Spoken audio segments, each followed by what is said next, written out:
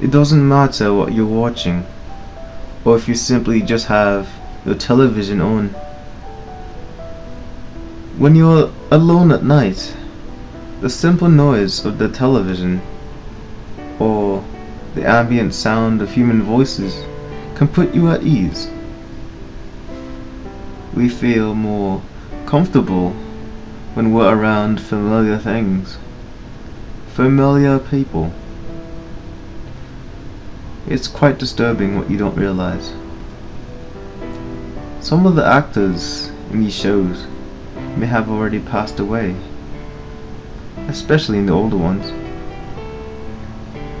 What you're watching isn't them any longer.